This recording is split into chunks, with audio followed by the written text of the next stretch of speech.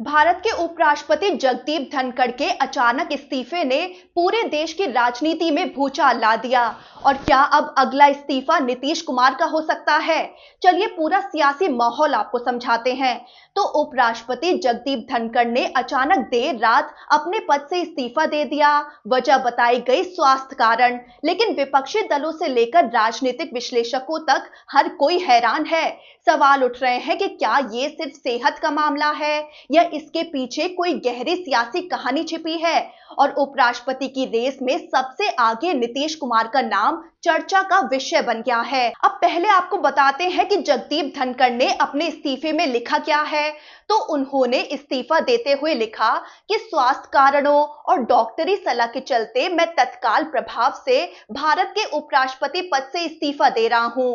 इसके साथ ही उन्होंने राष्ट्रपति, प्रधानमंत्री मोदी और मंत्री परिषद का आभार जताया। उन्होंने सांसदों के प्रेम और विश्वास को भी यादगार बताया और भारत के वैश्विक तरक्की और आर्थिक विकास की भी तारीफ की। वहीं उधर विपक्ष बीजेपी पर गहरी साजिश का आरोप लगा रहा है।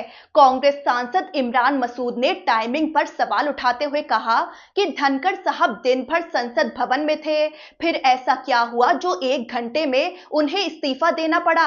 इमरान मसूद ने उनके अच्छे स्वास्थ्य की दुआ भी की, लेकिन साथ ही कहा कि इस फैसले की असली वजह अब भी समझ से परे है। कांग्रेस सांसद नीरज डांगी ने भी इसे लेकर बड़ा आरोप लगाया।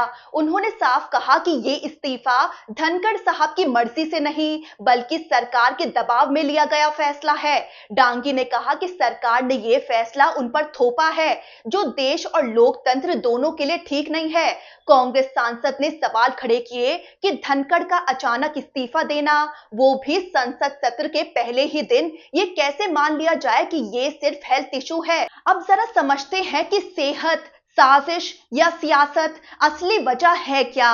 राजनीतिक गलियारों में सवाल उठ रहे हैं कि क्या सच में स्वास्थ्य ही वजह थी या फिर इसके पीछे कोई और कहानी छिपी है। धनखड़ ने यहां तक कह दिया कि वो विदाई भाषण भी नहीं देंगे, जिसने अटकलों को और हवा दे दी है।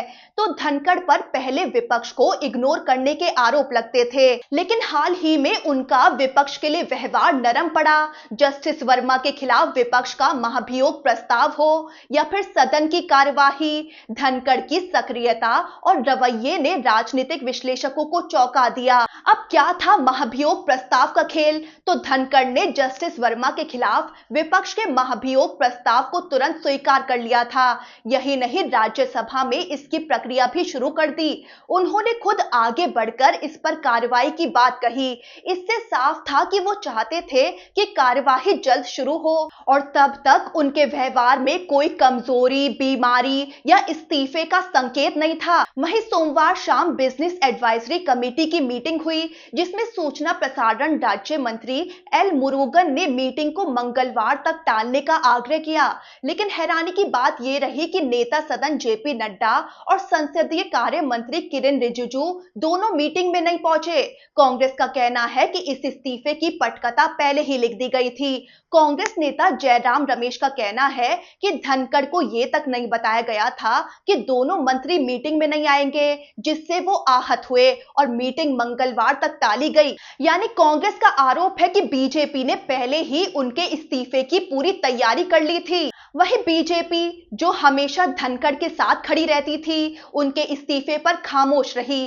सोशल मीडिया तक पर उनके स्वास्थ्य को लेकर कोई पोस्ट नहीं किया गया, सिवाय प्रधानमंत्री मोदी ने बस ट्वीट कर दिया, जिसमें लिखा कि श्री जगदीप धनखड़ जी को भारत के उपराष्ट्रपति सहित कई भूमिकाओं में देश की सेवा करने का अवसर मिला है। मैं उनके उत्तम स्वास्थ्य की कामना करता हूं। वहीं अब सबसे बड़ा सवाल उठ रहा है कि क्या नीतीश कुमार अगले उपराष्ट्रपति होंगे। तो धनखड़ के इस्तीफे के बाद कयास लग रहे हैं कि अगला उपराष्ट्रपति कौन होगा। सोशल मीडिया और राजनीतिक गलियारों में चर्चा तेज है कि बिहार के मुख्यमंत्री नीतीश कुमार इस रेस में सबसे आगे हैं। माना जा रहा है कि बिहार विधानसभा चुनाव से पहले बीजेपी मुख्यमंत्री का चेहरा बदलना चाहती है और नीतीश कुमार को उपराष्ट्रपति बनाकर रास्ता साफ किया जा सकता है। कुछ विश्लेषक कह रहे हैं कि नीतीश कुमार के बाद उनके बेटे निशांत को डिप्टी सीएम बनाया जा सकता है।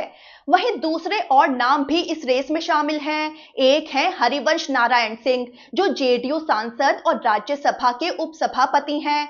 कहा जा रहा है कि एनडीए उन्हें उपराष्ट्रपति बना सकता है। दूसरे हैं शशि थरूर, जो कांग्रेस सांसद हैं, जिनकी बीजेपी से बढ़ती नजदीकियों, कांग्रेस से रूखा रवैया और उनकी राजनीतिक गतिविधियों पर भी अटकलें तेज हैं। तीसरे हैं आरिफ मोहम्मद खान, बिहार के राज्यपाल हैं और चर्चित मुस्लिम चेहरे के रूप में बीजेपी की संभावित पसंद हैं। अब धनखड़ के राजनीतिक सफर पर एक नजर डालें तो जगदीप धनखड़ 11 अगस्त 2022 को भारत के 14वें उपराष्ट्रपति बने थे और राज्यसभा के सभापति भी रहे। तो सेहत, साजिश या सियासत, जगदीप धनखड़ के इस्तीफे ने राजनीति में कई नए सवाल खड़े कर दिए हैं। क्या ये सब सिर्फ इत्तेफाक था या फिर कोई बड़ी सियासी पटकथा? और क्या अब नीतीश कुमार के इस्तीफे का नंबर है?